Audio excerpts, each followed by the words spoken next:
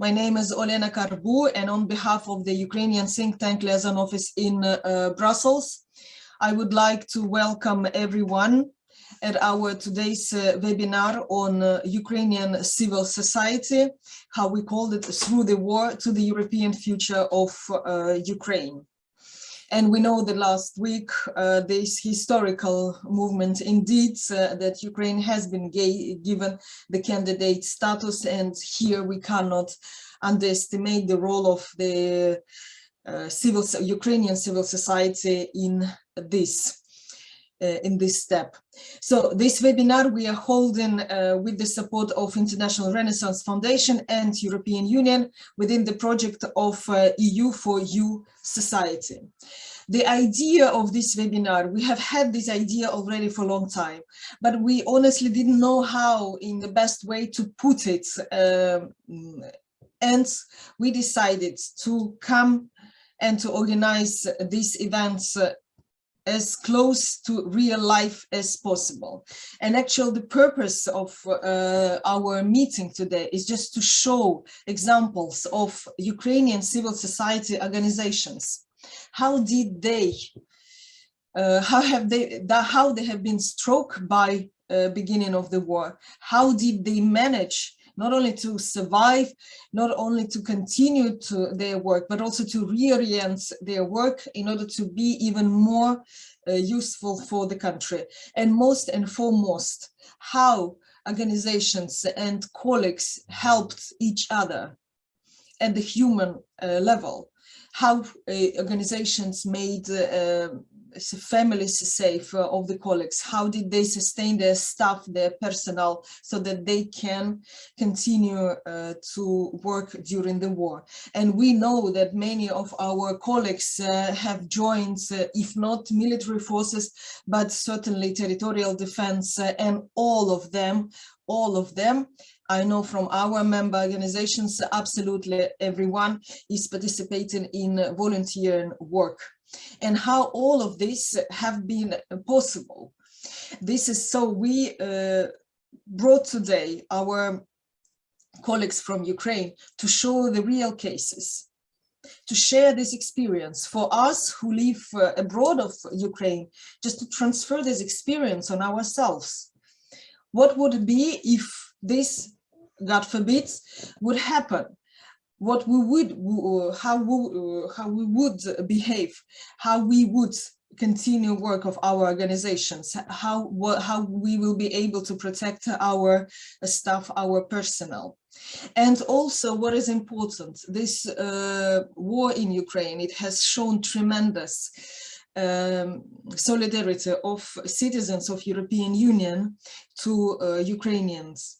But also it has shown solidarity of our community in the European Union, the civil society organization, expert community. They have demonstrated best cases of solidarity, and they have hosted some of our Ukrainian colleagues in their organizations to help them to go through these difficult times. So this is today why we gathered this event, and here it's my pleasure to present our speakers.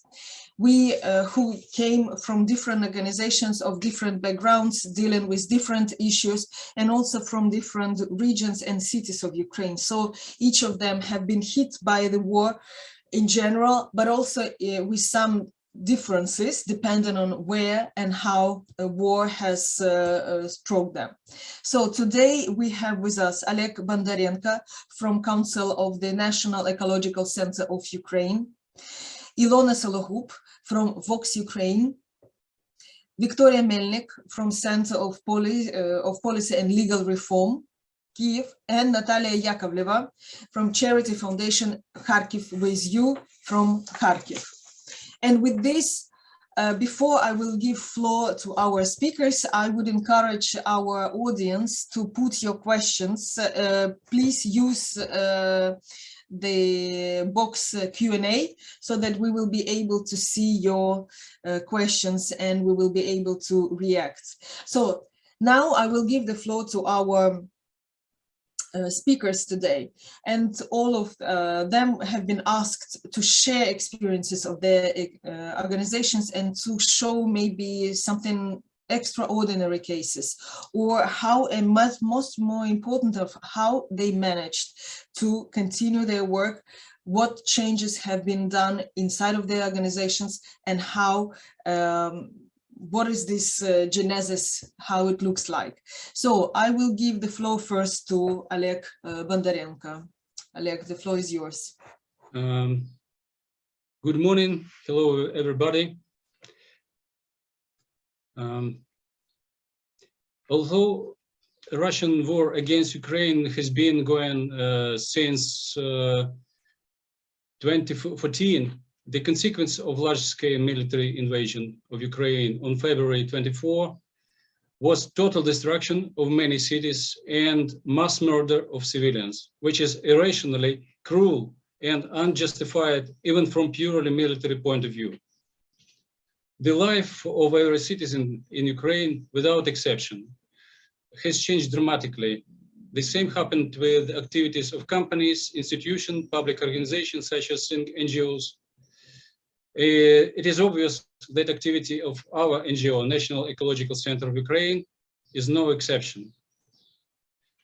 After February 24, NETSU is a contractation of our organization. NETSU team members were forced to put off their usual affairs and deal with issues of immediate survival, personal, family, friends, and also defense of our country. Quite shortly, some of our stories. Our chair, Ruslan Havrlyuk, gained experience of 10-day staying in occupation near village Makariv with his family. Our member, Eugene Bovsunovsky, lived in his family for several weeks in his own house with family in Irpin under continuous artillery fire. Eventually, after being evacuated to Kiev, a shell hit his house, destroying part of it. Yulia Khristinchenko lived for several weeks without electricity and gas water supply in village Kalita, a few kilometers away from location of enemy troops. Innokenty Hoробtsov, his father was mobilized into armed forces of Ukraine and takes part in military warfare. On February 24, I personally, with my son Gleb, joined territorial defense forces of Kiev. Dmitro Gulevets joined territorial defense forces of Cherkasy region. Such stories have already become commonplace for Ukrainians, and they have happened to our colleagues from NETSU in Ukrainian cities of Mykolaiv, Sumy, Lviv, and many others. As a result of continuous enemy rocket fire, there is no safe place left in Ukraine today. Despite Russian military aggression, the team considers it appropriate to continue working on projects that have already started before the invasion, realizing that the work is aimed at building our common European future. In response to challenges posed by the war, we are asking our partners to review the priorities of tasks of Ukrainian parties in these projects, reassigning individual project budget items or updating our work plan in the project can be solutions. So that on the one hand reflects the real pressing problems of Ukraine's survival, and on the other hand remains a paradigm of a set of principles, criteria, and specific tasks put at basement of this project. Thus, in the framework of one of our projects, with support of International Foundation Vidrodzenia, we managed to obtain approval from a donor to use significant part of project funds for direct volunteer assistance to the affected civilian population. Another example of our project is Sparks, supported by EC, and supported and funded by EC. Sparks project is very interesting. It supports European cities in transforming into sustainable, energy positive, zero carbon communities by creating citizen-oriented ecosystems. We applied for our coordinator to reconsider our work plan, focusing more on resilience of our citizens, in time of war or any other emergencies, which is very important right now. We Ukrainians believe in our victory. Each of us individually and all of us together are doing everything to approach this victory despite the waves of fatigue and sometimes despair that comes from time to time. So we have expanded our activities to provide volunteer assistance to our civilians, our armed forces and our territorial defense forces. We are grateful to our direct international project partners for their moral and material support. We are grateful for international partners and friends of our country for their strong political support and crucial humanitarian and military assistance. We are convinced that our resistance is a fierce struggle for existence, freedom, and democracy. This is a struggle for civilized choice, not only of our country, but it's a kind of bifurcation point for the whole free world. The world will never be the same again after this war, no matter how this struggle ends. And that is why it depends on each of us, not only in Ukraine, which branch of bifurcation will be further history of mankind without the possibility of rolling back. History doesn't know conditional cases. That is why we must act globally consolidated way here and now without delay. The idea that this is somewhere far away and will never affect me is wrong, and the cost of this mistake is unacceptably high today. That is why, no more than ever, the trust and unity of international partners and friends are important for understanding that Ukraine upholds the values of the whole free world, and therefore the common future of this planet. Thank you very much for your attention. Slava Ukraini. Героям слава. Thank you, Pan Bondarenko, for putting your work into, if you want, a global context, what this war means for everyone. And I'm sure that now nobody thinks that this war is very far from someone, right? And also thank you for bringing yet another important issue. It's the support of the donor community and the support of international community of civil society organizations of Ukraine, which is, of course, have been also crucial in those times. So thank you, Pan Bondarenko. Now we will go to Ilona Sologoub, representing VoxUkraine. And those of you who are following our activities may know that since the beginning of the war, we, Ukrainian think tank Liaison office in Brussels, we have opened our kind of services not only to our member organizations, but also other think tanks from Ukraine. And we have been serving as a platform for distribution of their analysis and their material, their information about what is going on in Ukraine. And VoxUkraine was one of those organizations who have joined us in this, and those who follow our publications know the very striking, very picturesque and very precise information.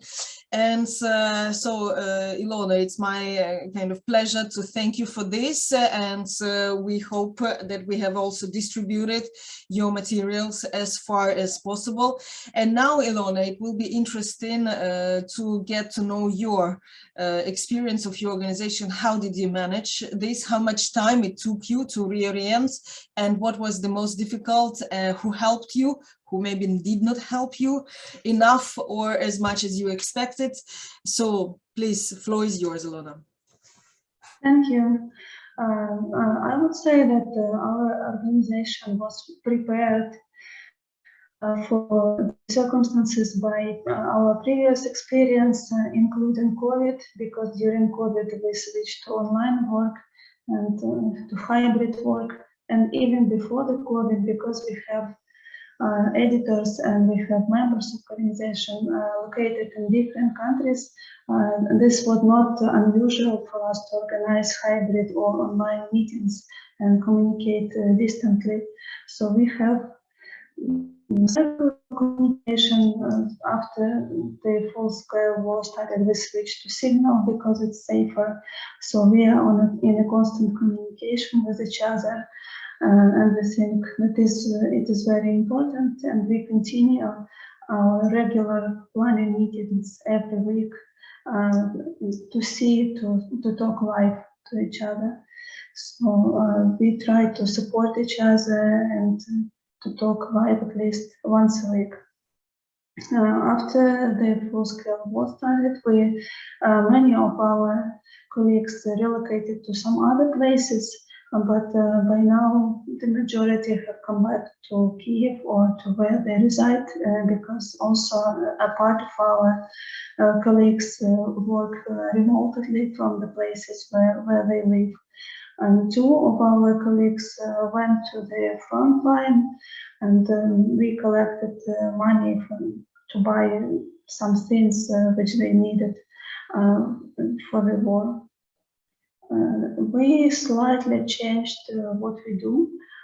Thus, we stopped fact-checking on Ukrainian politicians and what Ukrainians say, and switched totally to counteracting Russian disinformation.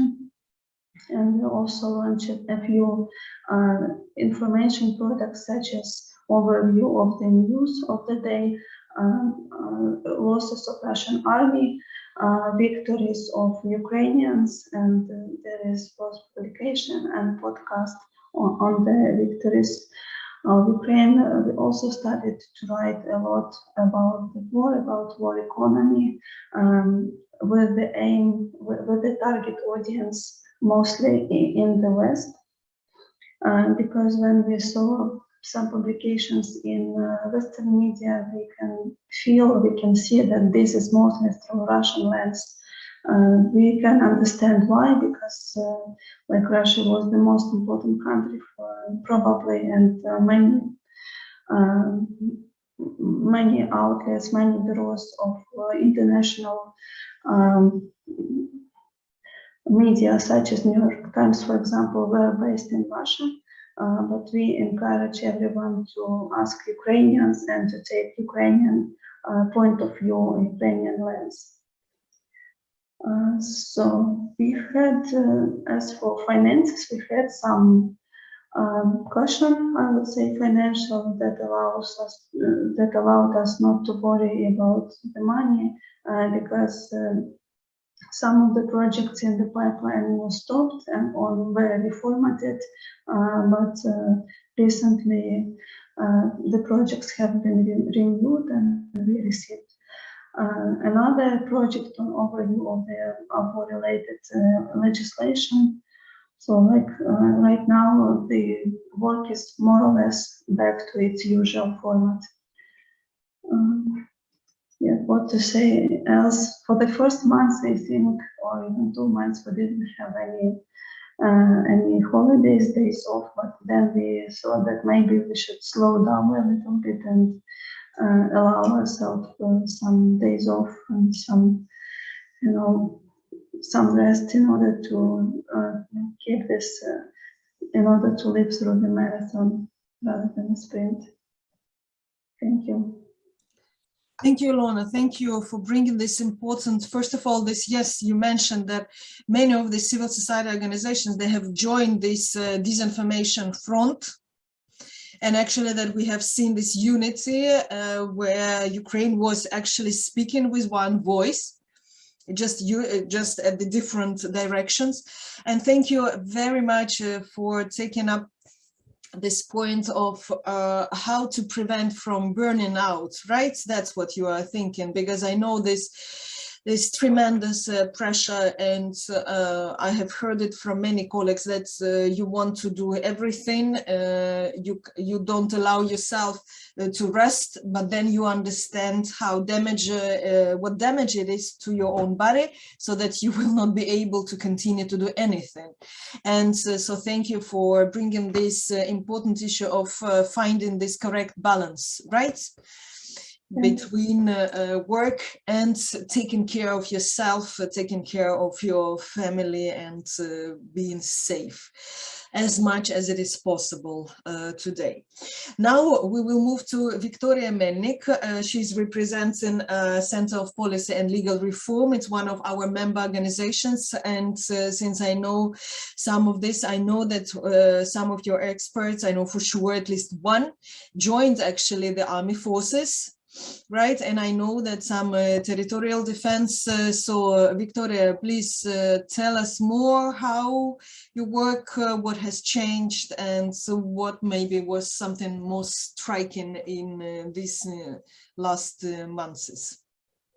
So good morning, dear colleagues. First of all, I would like to thank you for invitation and organization this event. On behalf of the Center of Policy and Legal Reform, I would like to say that holding such a discussion is extremely important for demonstrating the activity of civil society in difficult time and learning such an experience.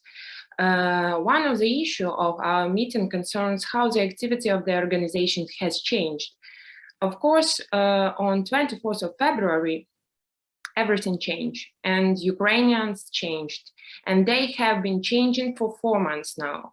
Every day Ukrainians feel great pain, and even now we transform it to approaching of an unavoidable victory and prosperity of our democratic country.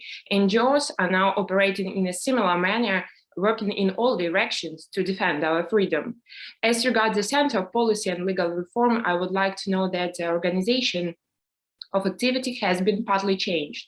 To understand the new experience, it is necessary to divide the activity during the war into 3 separate areas: projects that were launched before the start of a full-scale invasion, solving problematic aspects of law during the war, employees and their volunteer activity.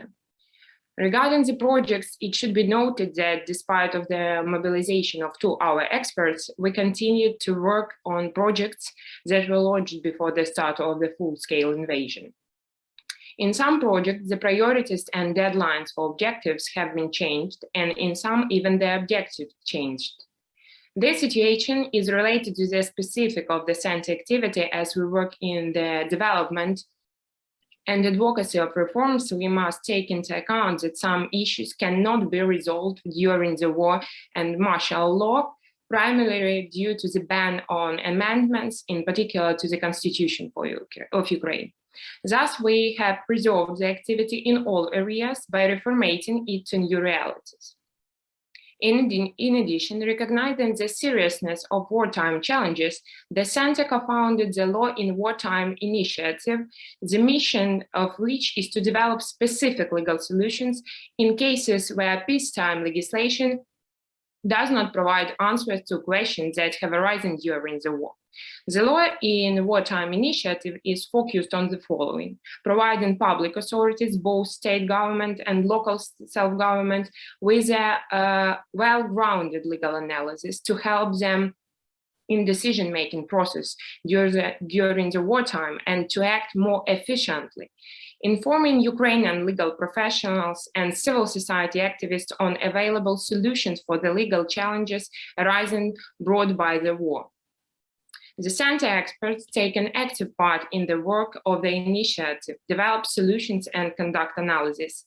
By the way, if someone is interested in information about the initiative, I can say the link to the website where the English version, and you can check the results of the civil society activity during the war. Yeah, also, you can share the link in the chat. Yeah. I can send you, I think, after our webinar. Or even during. Yeah, okay. Also, the Center's experts constantly provide support to government on an individual basis, in particular in the framework of consulting, providing ideas to improve legal regulation. development and adoption of the new regulation on war crimes and European integration processes. An important area that remains is to inform the public about current changes in legal regulation.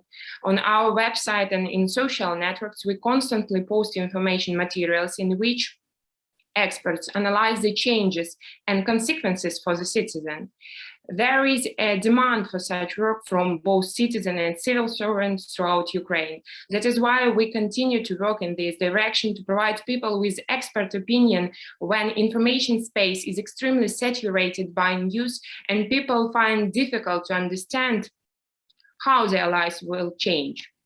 In addition, it should be noted that the staff of the center, almost from the very beginning of the full-scale invasion, on a volunteer basis, began to support Ukrainian struggle and resistance. In this context, we can distinguish two areas: financial, material, and technical support, as well as legal assistance. Thus, in particular, experts took part in organizing the work of territorial defense bodies, drafting amendments, agreements, and ensuring the legal protection of Ukrainian military volunteers. Some employments have gone to defend the country with weapons in their hands.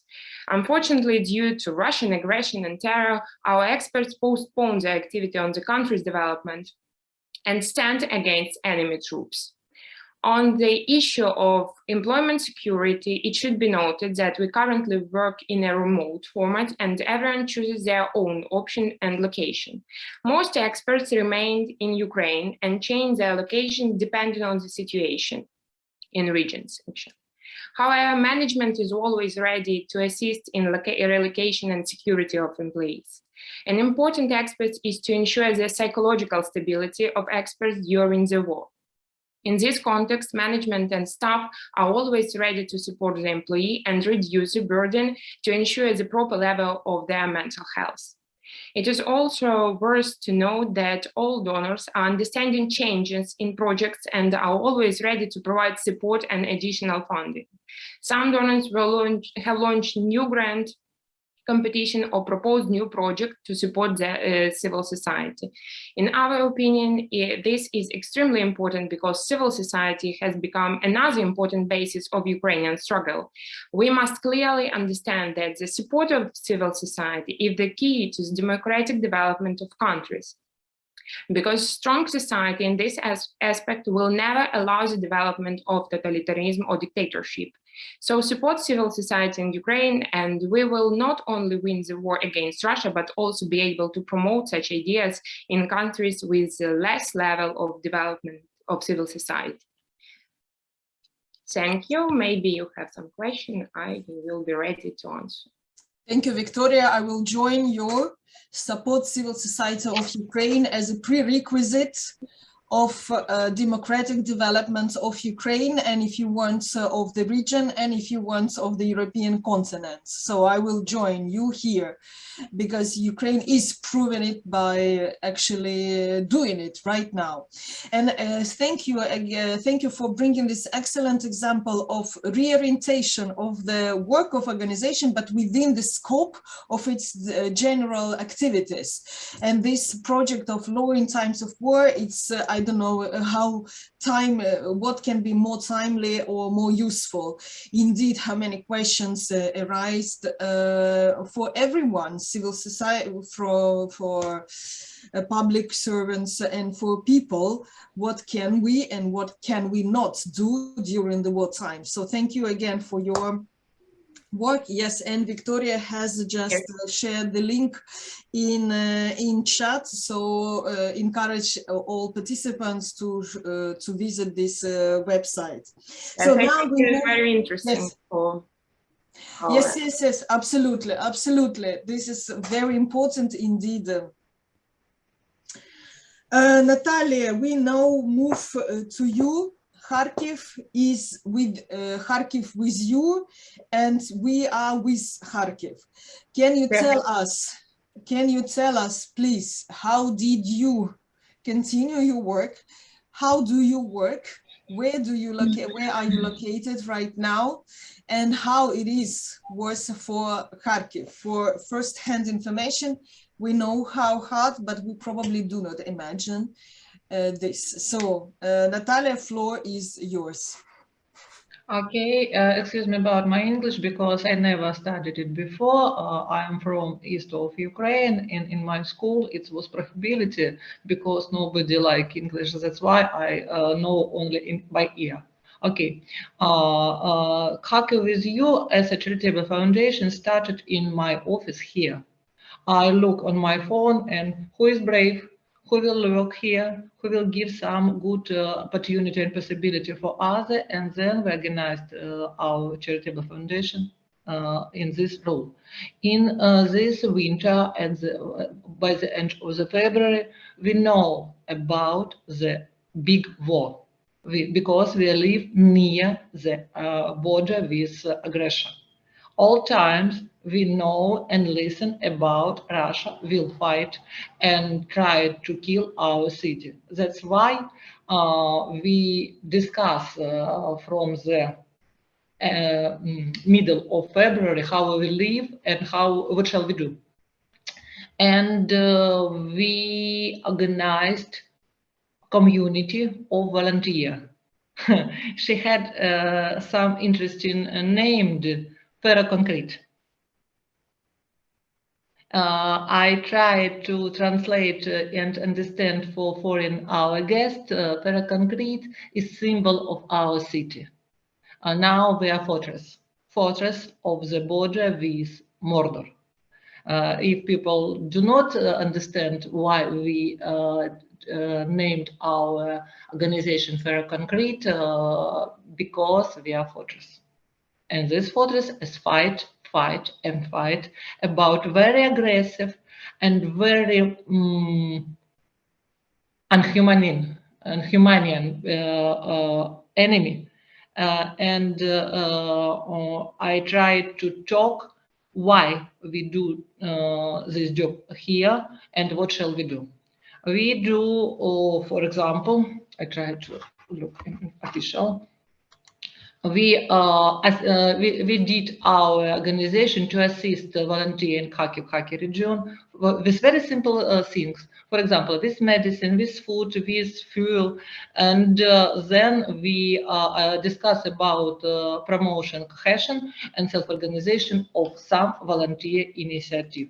Because our principal state here work and decide about future. Everything happened. We are here, we are work, and I will ask about you, foreign guests, and the other, how to work in very hard condition when every day they shoot everywhere, and we have a lot of ruin and a lot of problem, but we are still here. Thank you about your proposal to divide my experience with foreign organization, and I will talk how we exchange our job. Because for the end of February, usually we work with culture initiatives. Now we work usually with initiatives to help volunteer, to help our united Ferroconcrete. Thanks. Very quickly. Yes, thank you very much for this. And we understood that now you are completely reoriented your work and we absolutely reorientate our job, our work, because everything changed and nobody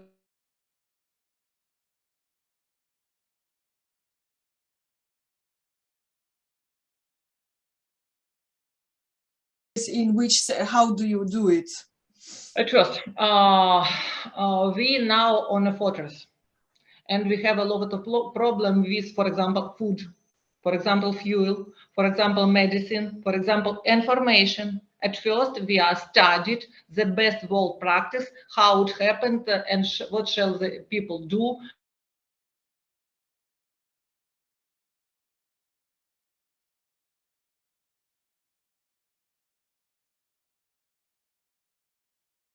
And decide, does we have a future? Does we have some task for future? What shall we do? What happened with my friends, with my colleague, with my if all time it's shooting, and we have some very bad things in our city, acoustic terror, акустический террор. Russia shoot usually only in night.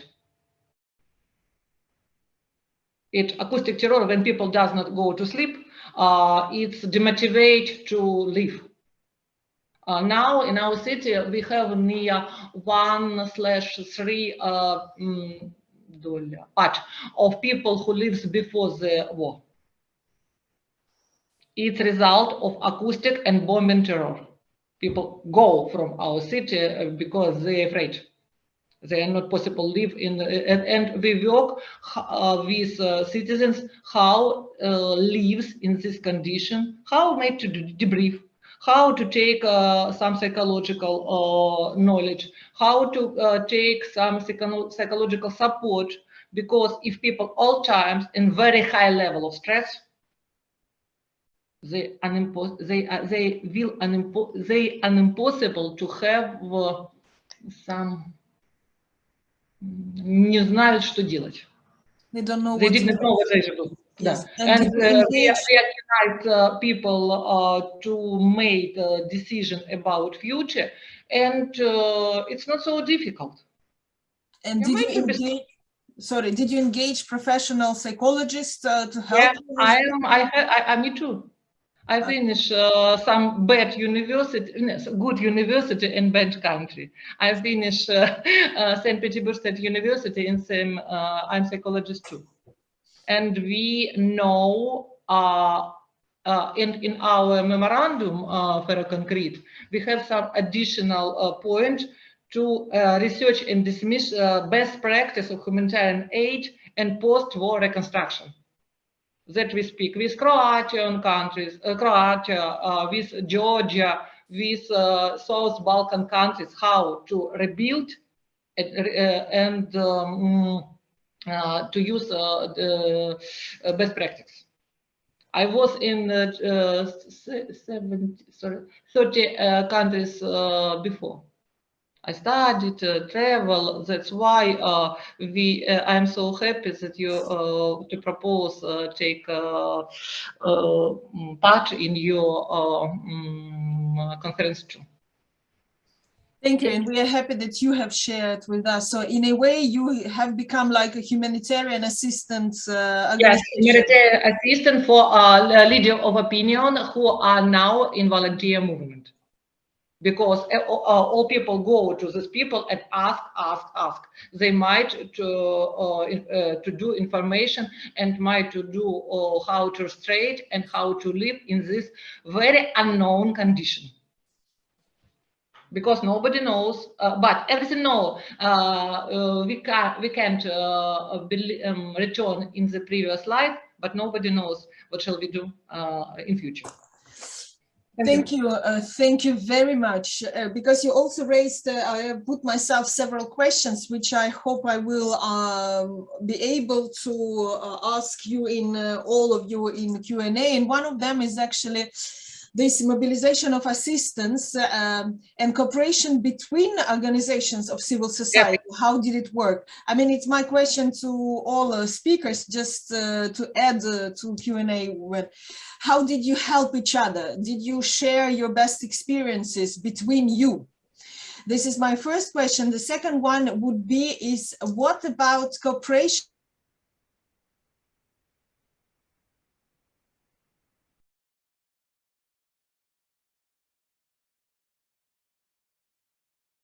together with the authorities, but how it was on the other fronts with the public administration and all local and central authorities? And then my third, it's you have mentioned some of you mobilization of this donor support, and I know that generally the donors and those who have supported you before, they have been open to reorientation of the projects. Were any cases where you did not meet such support, or instead you have met much more support that you have even expected? And related to this, the war, did it reduce your support base, or it has, which you probably might think, or it has opened some gates probably to some sources which you did not have before the war? Okay, I will be so quickly about donors. It's not a, I just ask you just to keep these questions in mind, and we will jump to them in the Q&A session. Now, I would like, as you have seen, Ursula, she joined us, and she joined us as a panelist for purpose, because as I announced in the beginning, we have also witnessed some solidarity actions of civil society of the European Union, expert community of the European Union. And I know here in Brussels, several think tanks, our kind of long-time partners, like EPC and SEPS, they have opened their doors to Ukrainian colleagues. They have they have employed them for the moment of the war, just to help to reduce pressure on their own organizations and to help them and to allow them to continue their normal work during the war. And I know that this experience have been in other EU member countries, and certainly probably in the US, what I have at least know. And Ursula, she is Deputy Director of GlobSec. Bratislava joined us just to tell us more about your own initiative regarding Ukraine, how to help Ukrainian colleagues. Ursula, floor is yours. Thank you very much, Olena. Hello, everyone. Thank you for inviting me to be included in this very important discussion. Let me very quickly and briefly introduce what we are doing and aiming to do at the GlobSec Policy Institute, which is the think tank of the GlobSec family on this topic specifically. So at the Policy Institute, we are working in different programs based on thematic areas such as future of security, democracy and resilience, future of Europe, and other programmatic areas. However, we have just launched a new program within the Policy Institute, and this is called Ukraine and Eastern Europe, which will focus on delivering analysis and host actionable recommendations as well. These include, but are not limited to, Ukraine's reconstruction and European future, regional democratic stability, advancing transatlantic policy towards Eastern neighborhoods. So this is, in a nutshell, the topics that we will be approaching within the program. We have also established a Ukraine Support Council, the goal of which is provision of strategic guidance for program development.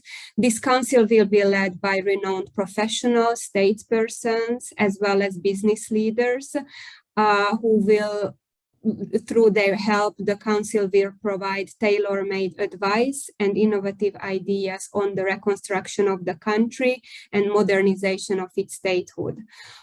So this council, we are planning to develop two main tracks, promoting Ukraine's aspiration to join the EU, as it was mentioned already, and mobilize support to rebuild an innovative and modernized Ukraine driven by domestic talent.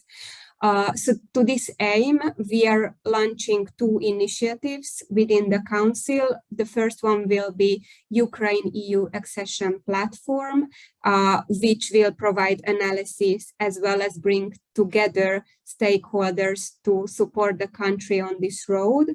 And the second will be Ukraine Innovation Hub, which will facilitate research and discussions to support Ukraine aligned with EU standards on this topic.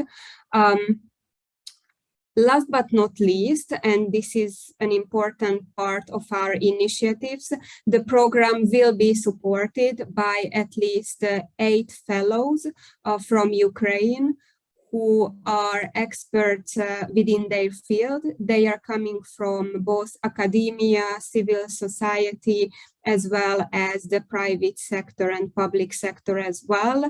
So we have selected these fellows specifically to support our initiatives on these topics that I already mentioned: economic reconstruction of the country, building an innovative SME culture, and of course the broad topic of the EU accession roadmap. So this is, we believe, a very unique part of our program. Of course, we understand the current situation of martial law. So some of these fellows will be based in our Bratislava office. Most of the fellows will be working from Ukraine, as we would like to include everyone who wants to join and help us and is qualified to do so as well. So this is why we are setting up this program this way.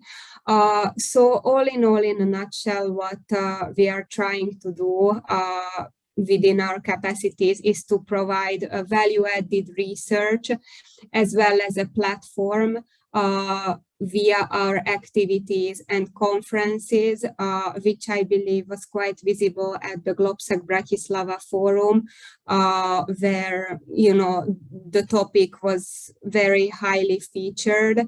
And we were joined by President Zelensky online as well. So we would like to have real impact via these platforms that we already have, but also build new platforms as well to empower members from academia as well as civil society. So we are trying everything to support key actors as well as provide advocacy through our activities and initiatives. Thank you, Ursula, for telling us more about this initiative. And also, I'm just bringing it because your work, it's important for solidarity on a higher level. It's Central and Eastern Europe. And look, it was incredible solidarity which these countries had demonstrated and continue to demonstrate, supporting Ukraine. Military, on a political level, on international level. So it's kind of it's indeed overwhelming, and thank you for your work. And in your presence, I thank all our colleagues from civil society and think tank community from European Union and US. And I know that Soros Foundation have also opened a fund for a free and democratic Ukraine. And actually they are also supporting the solidarity actions with Ukrainian Civil Society. So this is indeed cannot be and should not be underestimated.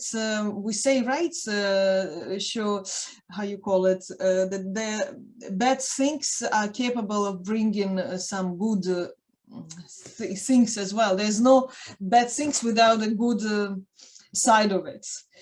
So, and this is what yet indeed has shown us solidarity. We have some questions. Together with the questions which I put you, I hope you have made notes.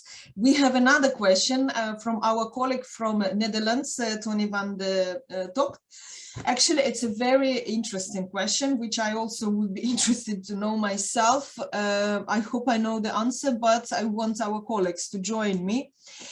Tony is actually asking how project worked on future Ukraine, on these negotiations on membership will be possible in the given circumstances.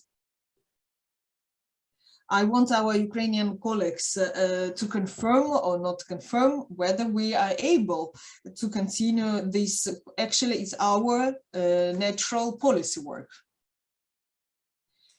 So please, you have a variety of questions. Please choose which you would like to answer. And again, I address our audience. Please, I encourage you to to put your questions in Q&A, and we will take them in the next round. Who will start now? We do the other way around, and now we start with Nataliya. Nataliya, floor is yours.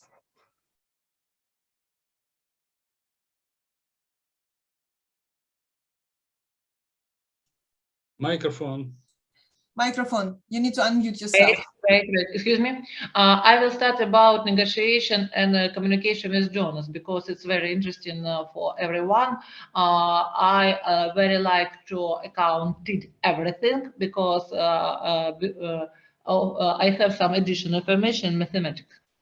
And from the start of the war until the June, we collect and donate 6 times per year revenue.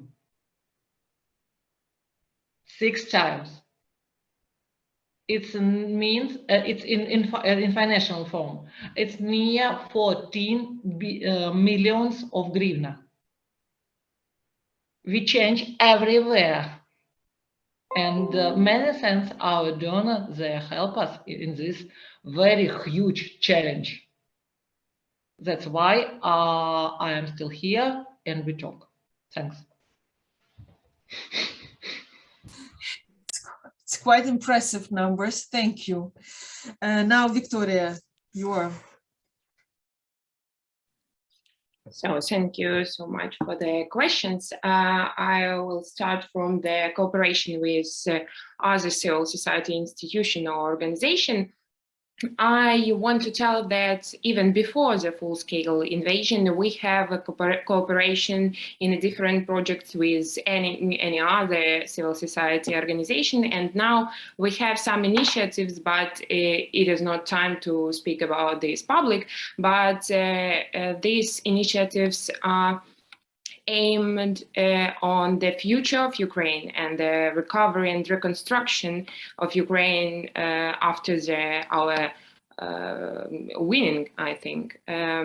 As regards cooperation with government, I can say that we have projects, and during which it is because our specialization, I think, we are cooperate much more after the full-scale invasion because of the current issues on Euro integration processes and membership and the opinion of the European Commission. And I think about the support from donor, I told in my speech, and I think that the question from Tony is maybe much more for me than for other speakers.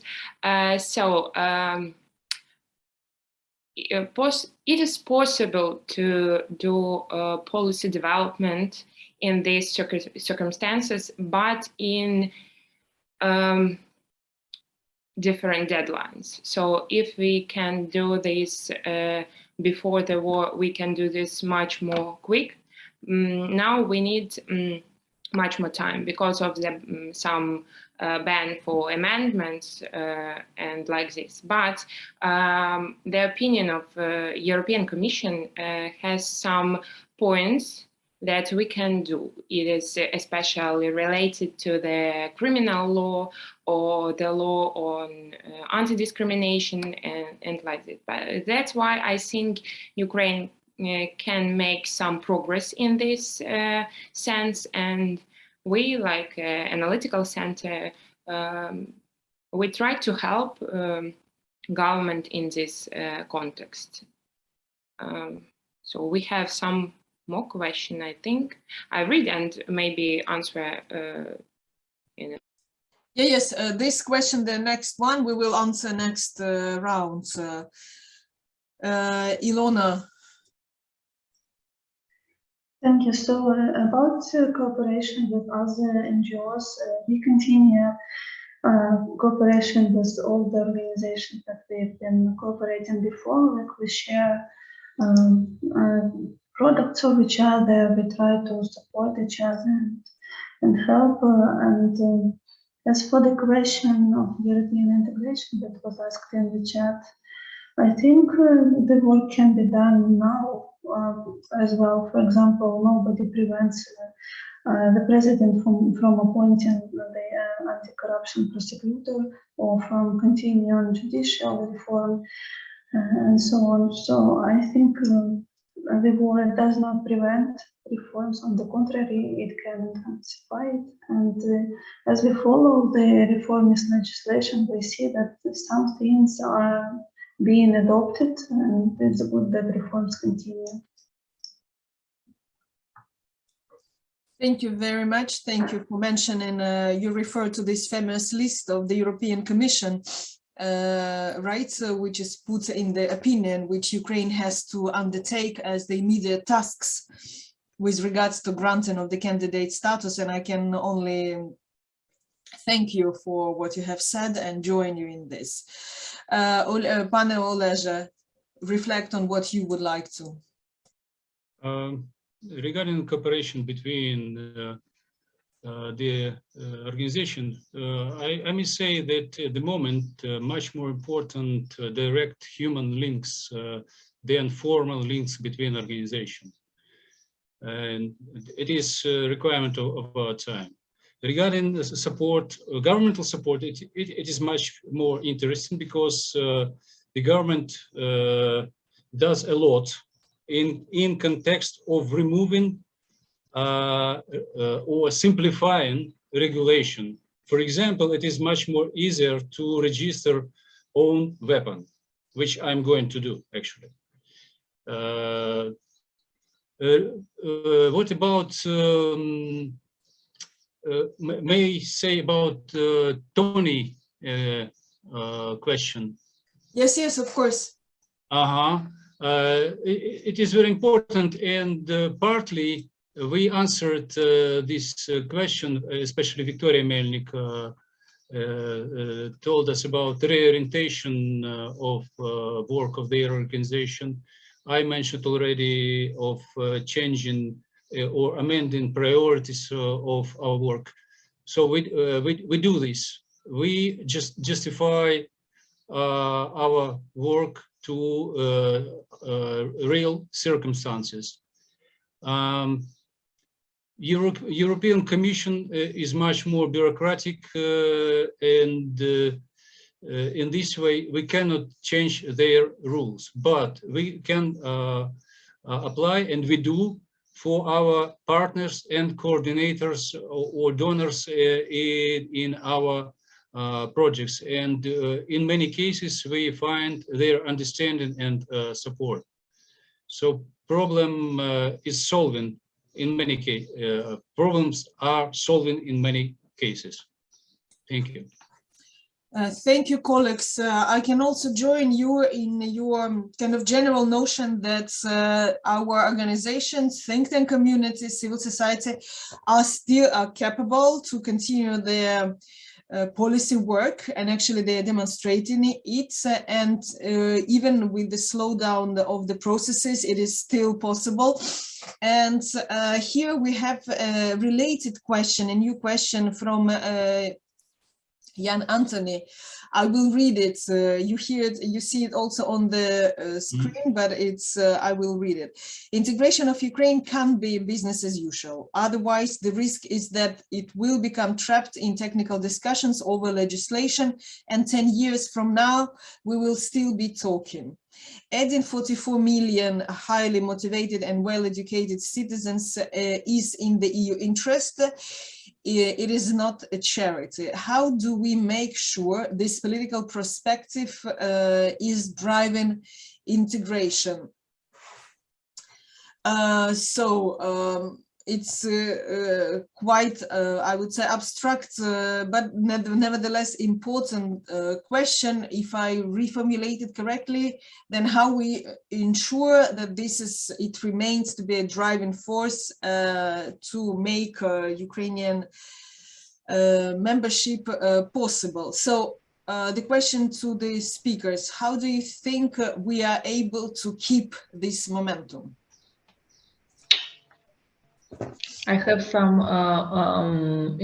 not information, things about it. My biometria passport I taked in May 2050. It was 2 years before without visas regime. I know it's DCFTA, it's economy. I studied it in Europe, in German, Brussels, in German and Belgium. That's why if we will talk about economy relationships, it's possible. If we will talk about something, we will not have a lot of influence of this decision. It's my opinion, because in previous life I am businessman. It's my opinion, only my opinion, to speak about economy all time, about rules, about standard, about harmonization of the rules, about that interesting for European civilian, not only European politics. It's my opinion. Okay. We have free flow, please. Yes, Ilona, go ahead. Thank you. I think that EU accession should be the final point of reconstruction of Ukraine, and hopefully we will have this roadmap of what Ukraine should do, both in reconstruction of its institutions or developing of its institutions, and physical reconstructions, imposing the rules, etc. I don't support unconditional accession of Ukraine to the EU, because Ukraine needs to do reforms for itself, not for someone else. Right? Ukraine has to do a lot, and it's first of all Ukrainian citizens who need these clear rules, who need law enforcement, and so on. So yes, the EU can help, and I hope very much that it will help, but Ukraine needs to change and needs to develop institutions. I think I can also answer to this question. I think, yes, it cannot be as usual business, but we should understand that the way to the integration to the EU, it's much more longer than we think, actually. Ukraine made a great progress during the association agreement, but we also made our new policy and new regulation basis on the also directives or Sigma analytical materials. So we take into account some rules of the EU. Even we made the policy before our candidate status. But we should understand that we have some historical problem in our legal system and in our legislation, and we have do much more for our integration. I think we can do this, and when we start, as I think Ilona said, when we take this roadmap for our integration, we can make this much more quicker. But I suppose that the discussions about our integration may be harder than we think because of the special rules of the EU, because of the component that aimed on the formation of, I think, European Parliament, the places in which are based on the persons living in the country. So I think we have a hard way to integration, but I think we can do it.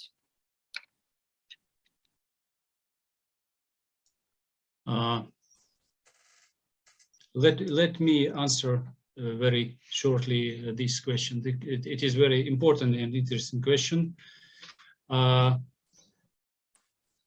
Ukraine already proved in 3 revolutions in this century that about its desire to join European Union. And my colleagues already mentioned some risks on this way. So no point to repeat this. But on the other hand, this question has another addressee. It is European Union.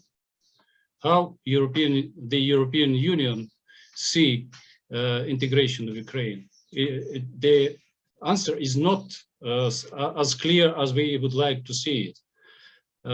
Many countries have much more powerful links with Russia, economical links, I would say, historical links or cultural links, whatever. And these links sometimes prevail or maybe influence in many, not all, but many decisions, or at least delays in right decisions. But I'm optimistic because the European Union this year demonstrates very effective solutions in very short time. So it is very momentum when European Union can do much more than in 10 or 20 years before.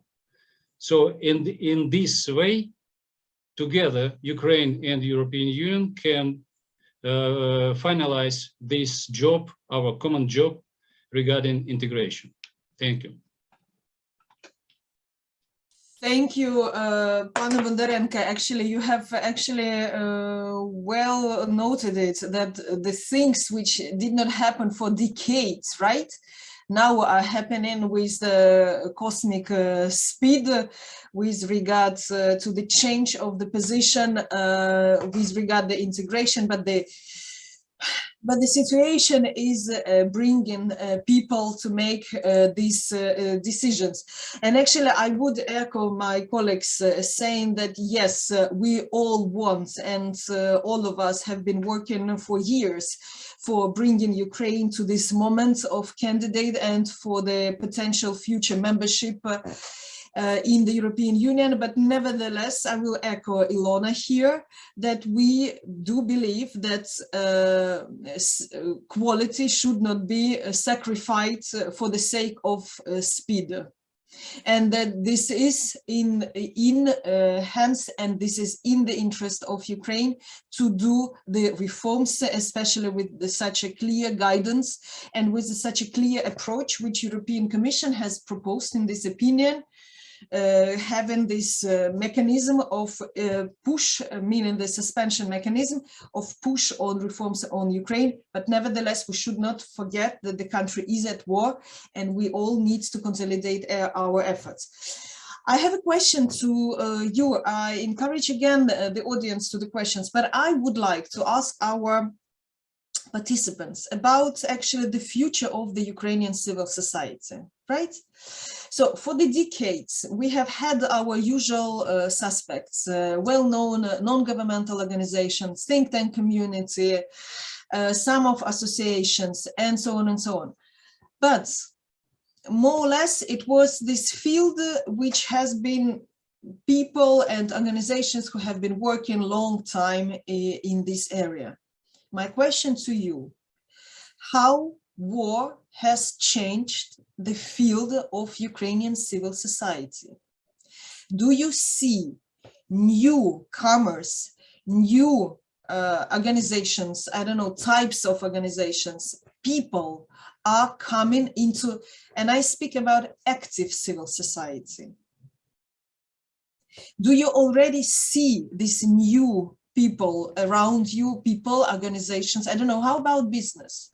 Did business engage more? How about all these associations, trade unions, and who have been, of course, in the field of the civil society, or any other who have kind of appeared as an active part. Of course, we are taking volunteers and volunteer organizations, but maybe there's someone else who is, and I'm coming back to our natural policy work, who is able to join us in the policy work and in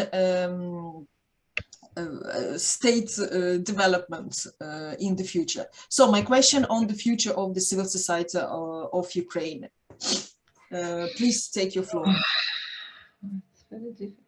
It's very difficult to speak about it in this harsh condition, but I'm absolutely sure that all our and my projects in humanitarian aid cannot happen without work and negotiation and communication with business. For example, I have very interesting and strange project, humanitarian kitchen of Slobozhanщина. Slobozhanщina is our region. And in these cases, we gave food and money to prepare hot meals. Because when people take the hot meals, it's same забота, чурбота на украинский, на российский, in English. Caring. It's caring. It's a real caring, because people look. Somebody thought about me. Somebody caring about me, and this case possible only if we are both volunteer, state, and business. We might to unite for our future.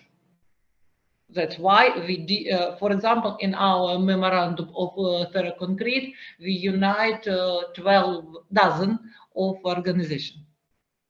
We unite for our future. It's now only here. I don't know how we will work without uniting. It's my opinion.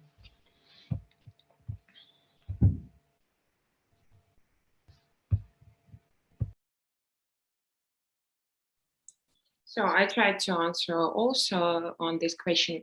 I think I speak more about expert society, and I think that in perspective, 5 or 10 years after the war, I think that civil society maybe become much more bigger, because the persons and ordinary people are much more integrated to the political and policy aspects of our society. And I think that new persons become an activists and volunteers, and we have students and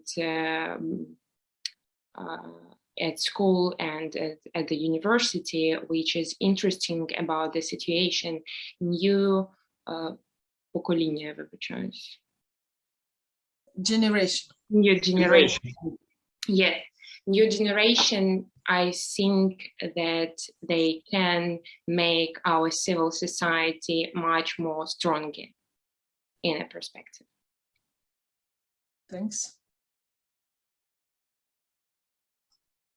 Okay, I will add, I don't have the numbers. We only plan to implement a survey of civil society organizations in a month or so. But generally, after each revolution or each major event in Ukraine, there appeared a number of new NGOs. So I think it's highly possible that after the war or even during the war, many new NGOs will appear, and even more so when the construction will start. So I think, yes, now many people have become more active, have been volunteering or donating money and so on. Hopefully this will continue after the war.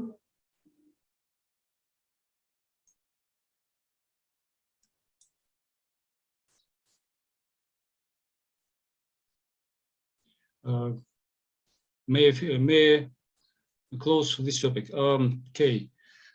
Personally, I don't care about future of NGOs, because it is not our goal. It is instrument of our society. I see at the moment a lot of good examples of cooperation between NGOs, startups, and business. For example, the very prominent area is using development and using drones at the front line. There are a lot of developments of our Ukrainian startups, companies, etc. And all these developments, many of these developments are successful because of support of civil society and NGOs. Another example, which is very interesting, which I related to, is so-called DFTG, which is voluntarily formation of territorial communities, добровільче формування територіальних громад.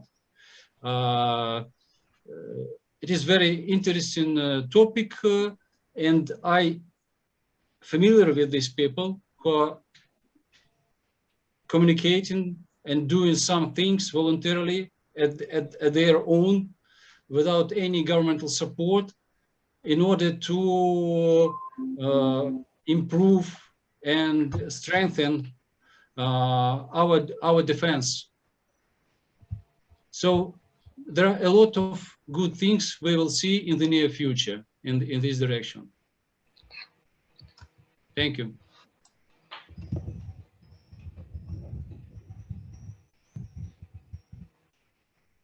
Thank you very much. I was making notes, the takeaway of the meeting to make a conclusion.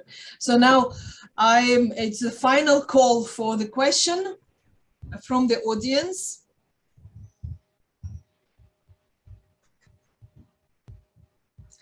Probably we will assume that the interactions of the speakers have been so full that there was nothing to ask or something to add. So with this and with full heart, no, stop, something is, yes, attendee, hello. This is the question. Yes, you see, dear speakers, you see it in front of you, right? Maybe it will be again to Viktoriia, or maybe no, to Ilona. So this is the question related to the Commission opinion with regard to the human rights enforcement. In particular, it is noted that there is a lack of anti-discrimination legislation on sexual orientation and gender identity. The legal analysis carried out to cover this. I'm sure there certainly is, because we have think tanks and non-governmental organizations dealing with this. But I give the floor to our speakers who is more informed. Can you please take this question? So I can try. So yes, actually we have one aspect in the opinion of the European Commission, which is related to the anti-discrimination legislation, but it is much more related to the national minorities.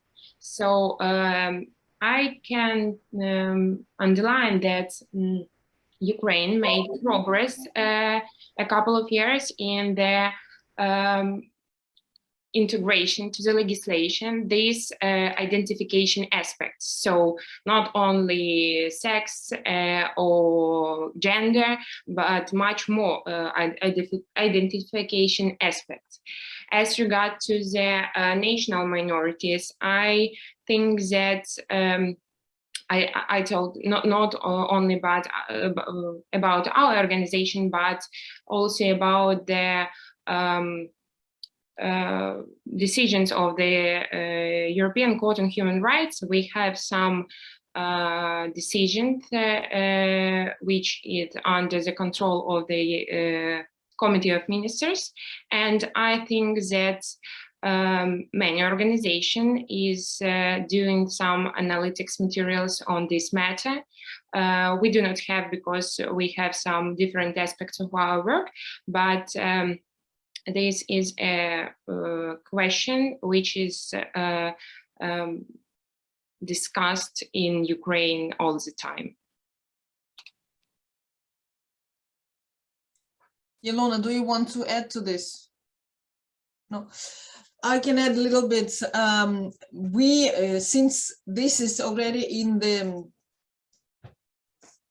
tube of Ukrainian European integration, we may probably predict that the same destiny will be as when we were working for visa liberalization, rights, anti-discrimination, including for sexual minorities in labor relations, have been one of the conditions of receiving this visa liberalization. And then it worked, although it was a lot of battles, and we believe that it will work more or less the same way this time, that when it's put as a condition of integration, then we may predict, although not without the battles, that this will be improved. So let's hope for this, and let's all work for this. And certainly there are organizations in Ukraine who are dealing with the human rights enforcement, including for the groups which you have mentioned in the question. So let's hope for this. I will put it as the question has been answered. So with this, we don't see other questions. So with this, I would like to thank our speakers, would like to thank our participants. We hope we have been able to bring this voice and to bring this first-hand life experience for your knowledge, and that you have been able to look through this situation of Ukrainian organizations through your own eyes and think how it would happen, how I would behave, and what I would do in this situation, but God forbids from this.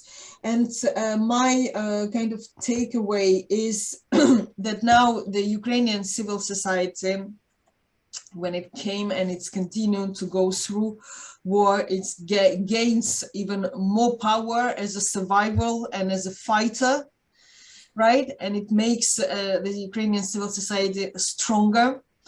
I'm very much like and your hope that it will become stronger and the new forces will join civil society after this war, after the win in this war.